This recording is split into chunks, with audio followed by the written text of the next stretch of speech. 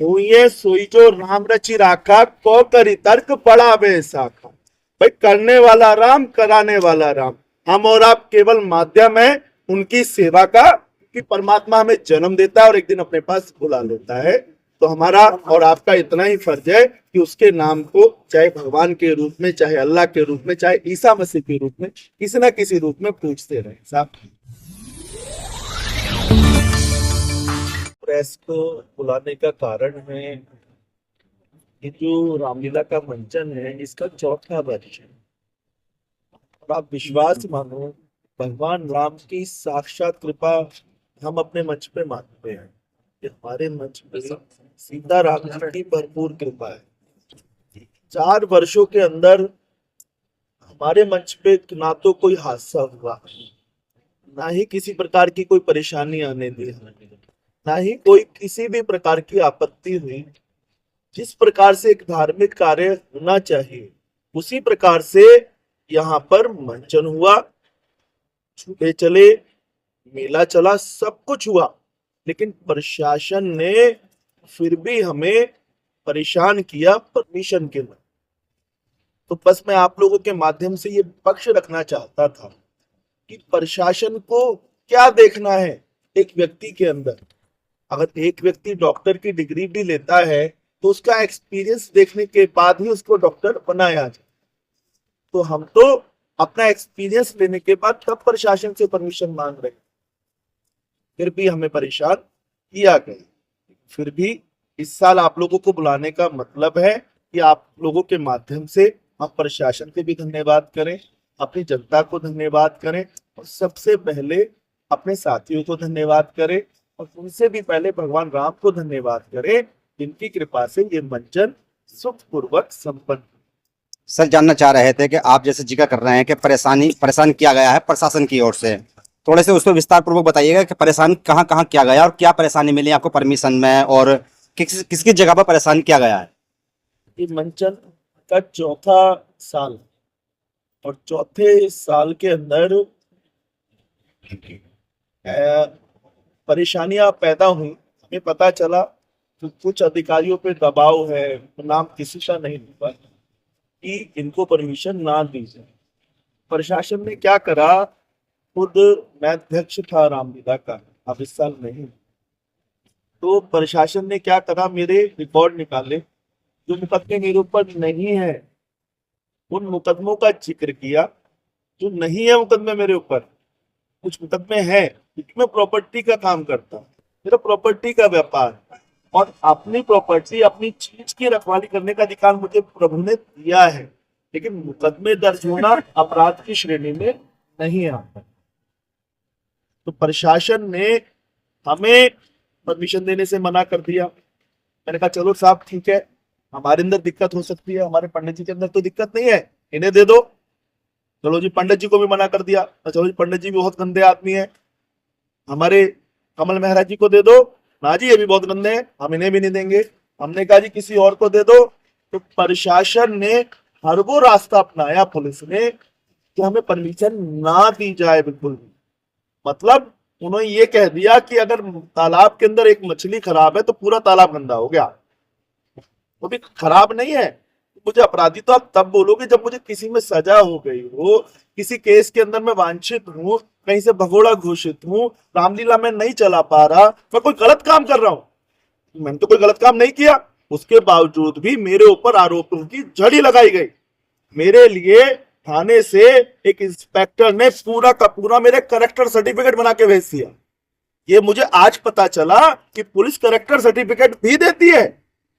एक SHO personal एक व्यक्ति का करेक्टर सर्टिफिकेट इश्यू करता है।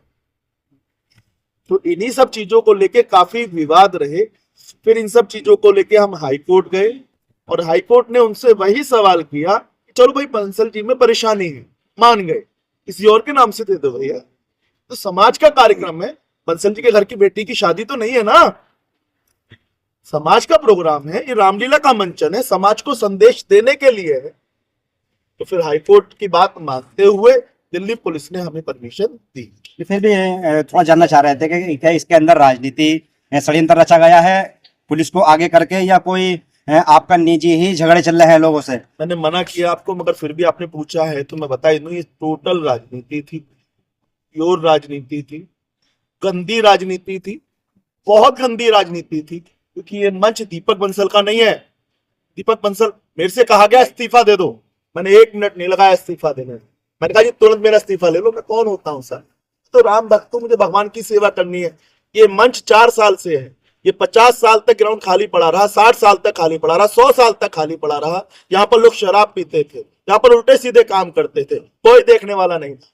जब से यहाँ पे रामलीला का मंच शुरू हुआ, लोगों ने यहाँ गलत काम करने छोड़ दिए कि भगवान का मंदिर बन चुका है। सर ये समस्या इसी साल हुई है या पहले आपने आयोजन किए उसमें भी तो समस्या सिर्फ हुई? इस साल, मैं आपको बताऊं, सिर्फ इस साल हमें ये समस्या हुई, और इस साल हर वो प्रयास किया गया जिससे हमारी को हमें परमिशन ना मिले, हमें हर वो परेशानी भुगतनी पड़ी जो हमें 3 साल तक नहीं भुगतनी। नहीं, फिर भी हमने कुछ खबरें भी देखी हैं आपके जो खिलाफ चली हैं एक तरीके से, और रामलीला को लेकर भी सवाल उठाए गए हैं। इसके अंदर ये भी कहा गया कि भाई हाई कोर्ट की ओर से आपको बिल्कुल मना था। खबरों में बताया जा रहा है कि आप मंच पे भी नहीं चढ़ सकते हैं, और आप मंच पे दिखाई दिए। हाई कोर्ट का एक सीधा सा आदेश था कि अगर किसी व्यक्ति के ऊपर कोई आपराधिक कैटेगरी में मुकदमे हैं तो वो अपनी ऑफिशियल उसमें मंच पे नहीं जाएंगे। मैंने हाई कोर्ट के आदेश का सम्मान किया और सम्मान करके तुरंत इस्तीफा लिखा। इस्तीफा लिख करके मैं मंच पे गया जरूर, मगर भगवान की आरती करने के लिए, भगवान की पूजा करने के लिए, और एक भारतीय होने के नाते, एक हिंदू होने के नाते वो मेरा अधिकार है साहब। सर यहाँ बताया जा रहा है कि राजनीति को देखते हुए बीजेपी ने आप पे दबाव डाला था कि आप आम आदमी से भी जुड़े हुए हैं, तो इस वजह से वो सोच रहे थे कि क्या को बीजेपी कर लेगी इस पंच को, इसीलिए आपको परेशान करा जा रहा है। ये राजनीतिक प्रश्न है, मैं इसका जवाब मेले में नहीं, ये राजनीतिक प्रश्न। नहीं, फिर भी एक मामला घूम रहा है कि जिस तरह से भाजपा के लोग भी यहाँ दिखाई दिए, आम आदमी पार्टी के भी, कांग्रेस के भी, सभी आए यहाँ पे। तो मैं आपको बताऊं, इस मंच पे इस साल बीजेपी के नेता आए, आम आदमी पार्टी के नेता आए, कांग्रेस के नेता आए, बहुजन समाज पार्टी के नेता आए, भीम आर्मी के नेता आए, और भी बहुत सारे दल जिनको हम और आप नहीं जानते, वो सभी आए। और मैंने सबका सम्मान केवल एक राम भक्त के नाते किया भैया। इस साल की जो अध्यक्षता थी वो संदीप गुप्ता जी के नेतृत्व में थी। परमिशन जो आई थी मेरे छोटे भाई कमल कुमार के नाम से आई थी। मेरा भाई है छोटा, मेरे से कंधा मिला के चलता है हमेशा। तो साहब हम क्या गलत काम कर रहे थे? भारत कहते हैं एक देश है हिंदुओं का, भारत एक देश है मुस्लिमों का, भारत एक देश है सर्व समाज का। इसके अंदर सबको अपने धर्म के बारे में आचरण करने की आजादी है। तो हमसे वो अधिकार क्यों छीना जा रहा था भैया? हमने क्या गलत काम किया था? आप लोग मुझे बता दो। जब तक मान लो मुकदमे हैं, मान लिया मेरे पास होंगे 5-7 मुकदमे हैं मेरे ऊपर, मैं बिल्कुल मना नहीं करता, मेरे प्रॉपर्टियों से रिलेटेड मुकदमे हैं। अगर कोई मेरी प्रॉपर्टी छीनने जा रहा है तो क्या मैं उसकी खिलाफत ना करूं? और अगर मैं खिलाफत कर रहा हूं तो मैं बहुत गलत आदमी हो गया? कहां की बात हो गई भैया? इंसान अपनी चीज की रखवाली तो करेगा ना।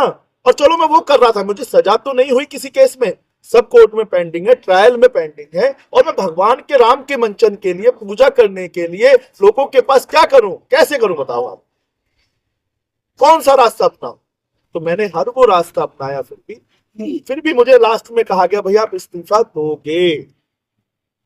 मैंने इस्तीफा दिया, और इस्तीफा दे करके मैंने मंच पर एक राम भक्त का रोल अपनाया। इससे ज्यादा मेरी कोई औकात नहीं, फिर भी सर जैसे कि कमेटी से जुड़े हुए हैं आप, शासन पे गंभीर आरोप लगा रहे हैं, दिल्ली पुलिस से हुई है या डीडीए से भी हुई है? जहाँ तक है डीडीए लैंड है। मैं आपको बताऊं, मीडिया लैंड से मुझे कोई परेशानी नहीं हुई। मुझे परेशानी हुई केवल पुलिस विभाग की। पुलिस विभाग के ऊपर क्या दबाव था, कैसे था, इन सब बातों की चर्चाएं मैं आपके सामने खुल के कर नहीं सकता, कि हम भी इंसान है साहब, समझौते से चलना पड़ता है। परमिशन मिलने के बाद पुलिस ने सुरक्षा व्यवस्था की? परमिशन मिलने के बाद पुलिस ने हमें पूर्ण रूप से सुरक्षा व्यवस्था भी दी, लेकिन उनसे ज्यादा मैंने अपने वॉलंटियर लगाए, अपने बाउंसर लगाए, अपने गनमैन लगाए। मेले के अंदर एक एक दिन में मैंने 80-80 बाउंसर लगाए। हमारा मेला एक ऐसा मेला, आप मेलों में और जगह भी जाइए, आप देखेंगे आपको बाउंसर नहीं मिलेंगे, आपको लोगों की सुरक्षा नहीं मिलेगी। जब आप जाएंगे ना, वहां 2-4 हादसे जरूर हुए हों, आपने अपने मुकदमों की बात की है, लेकिन आपका एक ऑडियो वायरल हो रहा है किसी महिला के साथ मकान पे कब्जे को लेकर, क्या सच्चाई है? वो ऑडियो बिल्कुल फेक है। जिस व्यक्ति ने वो ऑडियो वायरल किया है, मैं उस पर मानहानि का मुकदमा भी कर रहा हूं, और मानहानि के मुकदमे के अलावा उनसे पूछूंगा कोर्ट में जाके कि ये ऑडियो आपके पास आया कहां से, इसको आपने कैसे बनाया। नहीं तो ये जितनी भी ऑडियो है, वीडियो है, ये सब के सब रामलीला से पहले ही क्यों वायरल की गई है? ये इसको इसी का मकसद हटाने का था। सवाल में ये जवाब छिपा है ना साहब, आपके सवाल में जवाब छिपा है सीधा सीधा। रामलीला से पहले, ये रामलीला के दौरान ही सबको याद आया बंसल जी बहुत गंदे आदमी है, उससे पहले तो बंसल जी बहुत अच्छे आदमी थे।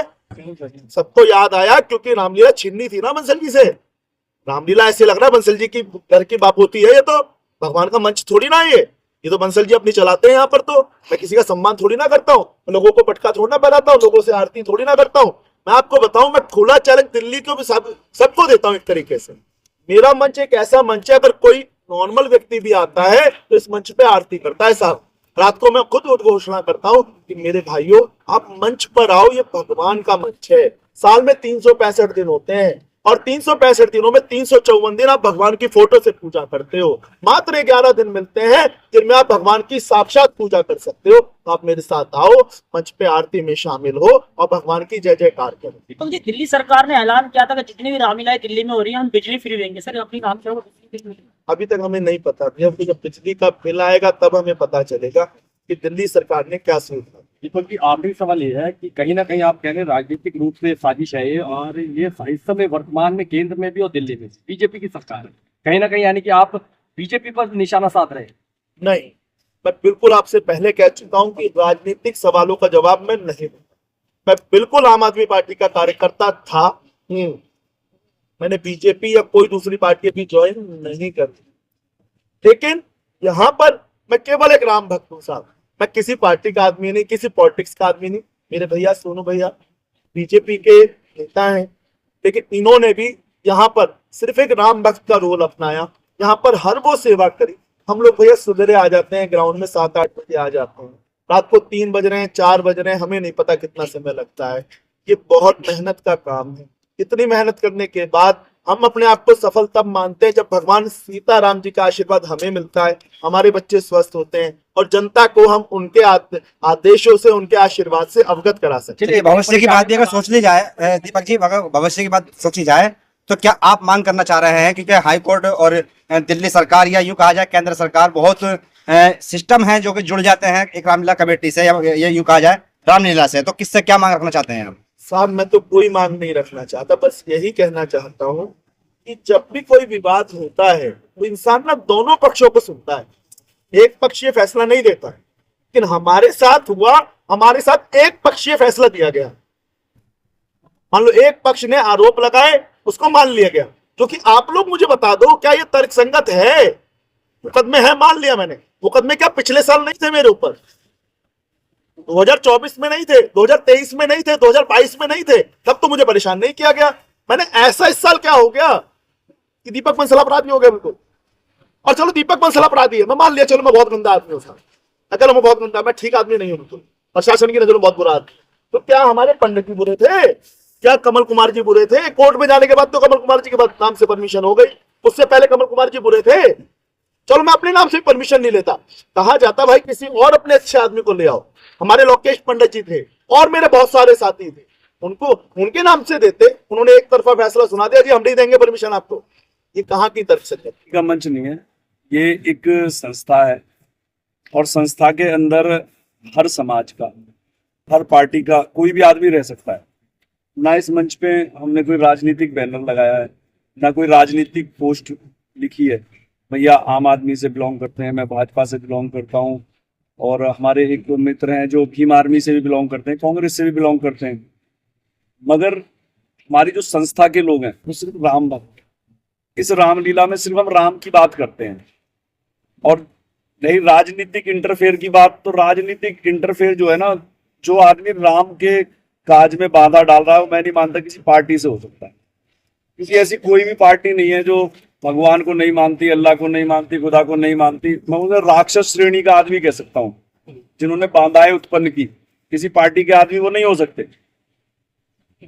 और राम भगवान की जो कृपा है, कल सभी लोगों ने ये चमत्कार भी देखा कि हमारे चिल्ला गांव के आसपास खूब बारिश हुई है, मगर यही एक ऐसा स्थान था कि जहाँ पे बारिश नहीं हुई। वरना तिल्लोपरी में मूसलधार बारिश हुई, पटपड़गंज के अंदर मूसलधार बारिश हुई, इधर आप यमुना खादर के अंदर अच्छी बारिश हुई।